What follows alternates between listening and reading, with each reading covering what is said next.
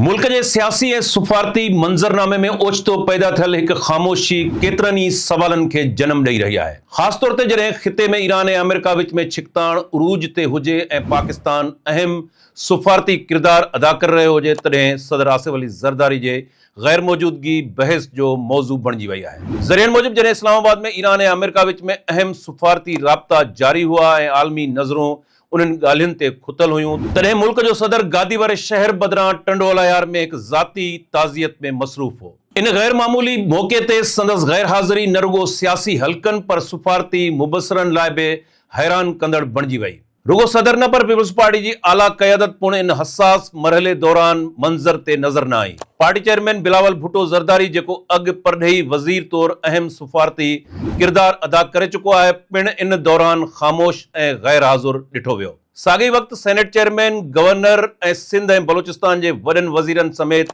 Party जा अहम चेहरा बि सरगर्म नज़र न आया। अहिड़ी सूरताल में सवाल उभरी रहियो आहे त छा ही ख़ामोशी का सोचियल सम्झल हिकमत अमली आहे या पीपल्स पार्टी खे शऊरी तौरु इक़्तिदारी अमल खां परे रखियो वियो आहे। पीपल्स पार्टी हिन वक़्तु वज़ीर आज़म शहबाज शरीफ़ जी हुकूमत जी इत्तिहादी हुजण बावजूदि वफ़ाक़ी काबीना जो हिस्सो न आहे। तजिए निगरनि जो ख़्यालु आहे त इहो फ़ैसिलो हाणे सियासी तौरु महांगो साबित थी रहियो आहे। सुफारती सतह ते ईरान अमेरिका बहरान दौरान पाकिस्तान जो किरदारु साम्हूं अची रहियो आहे, जिते नाइब वज़ीर आज़म ऐं परॾेही वज़ीर इसहाक डार मुतहरिक नज़र अची रहिया आहिनि, जॾहिं त बिलावल भुट्टो ज़रदारी जहिड़ो तजुर्बो रखंदड़ अॻूणो परॾेही वज़ीर मंज़र तां ग़ाइब आहे। मुबसरनि जो चवणु आहे त जेकॾहिं पीपल्स पार्टी काबीना जो हिसो हुजे हा त शायदि बिलावल भुट्टो ज़रदारी इन सुफारती अमल में मरकज़ी किरदारु अदा करे रहियो हुजे हा, जंहिंसां न रुगो पार्टी जी साख वधे हा पर आलमी सतह ते बि पाकिस्तान जी नुमाइंदगी जो अंदाज़ मुख़्तलिफ़ हुजे हा। 28वीं आइनी तरमीम असल तकरार। सियासी हलकनि में इहो बि बहस हली रहियो आहे त इक़्तिदार धड़ियुनि ऐं पीपल्स पार्टी विच में फ़ासिले जो हिकु अहम सबब मुबीना 28वीं आइनी तरमीम थी सघे थी। कुझु तजिए निगारनि जो चवणु आहे त हुकूमत इन तरमीम लाइ पीपल्स पार्टी जी हिमायत चाहे थी, जॾहिं त पार्टी अंदरि उनखे सियासी ख़ुदकशी करार ॾिनो पियो वञे। जेकॾहिं इहो तासुर दुरुस्त आहे त पोइ मौजूदा ख़ामोशी कंहिं वॾी सियासी सौदेबाज़ी जो हिसो बि थी सघे थी, या वरी इख़्तिलाफ़नि जी अलामत।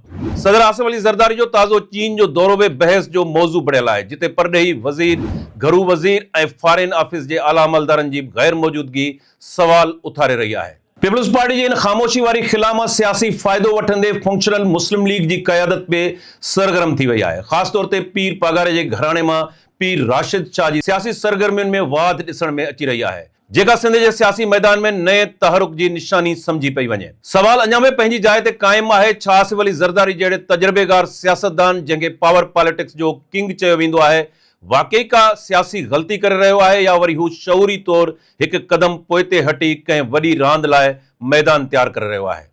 हिन वक़्त ताईं का वाज़े तस्वीर साम्हूं नाहे आई, पर एतिरो ज़रूर आहे त पीपल्स पार्टी जी इन ख़ामोशी ऐं फ़ासिले पाकिस्तान जी सियासी ऐं सुफारती मंज़रनामे में हिकु नए बहस खे जनम ॾेई छॾियो आहे, जंहिंजो असल जवाबु शायदि ईंदड़ वक़्तु ई ॾेई सघंदो।